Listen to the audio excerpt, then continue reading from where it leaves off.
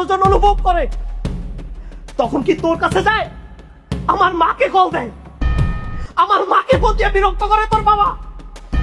বুঝতে পেরেছিস?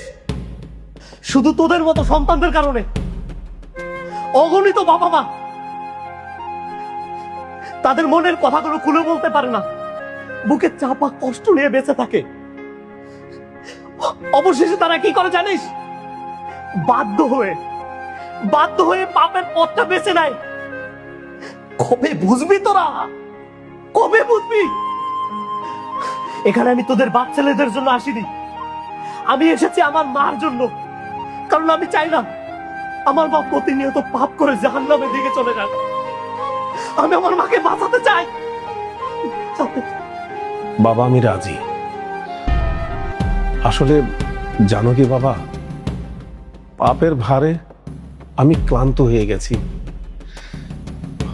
আমি এখান থেকে পরিত্রাণ চাই। যদি তোমার মা রাজি থাকেন তাহলে ওনাকে আমি বিয়ে করতে রাজি আছি। সত্যি আঙ্কেল, আপনি আমার মাকে বিয়ে করবেন? হ্যাঁ বাবা, আমি সত্যি বলছি। তুমি আমাকে বুঝিয়ে দিয়েছো বাবা।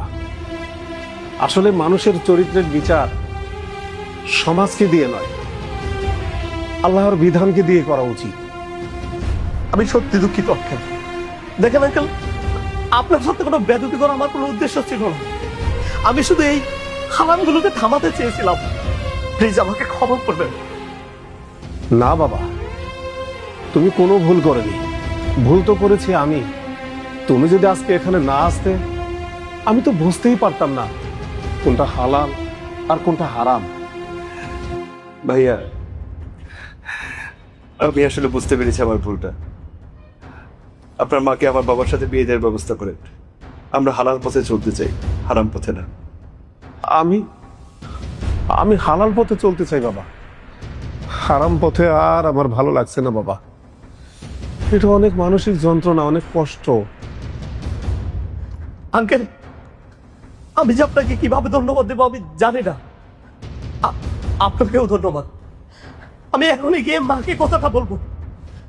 আপনারা রেডি থাকবেন, আমি অতি সত্বর মাকে নিয়ে আসবো আপনাদের কাছে।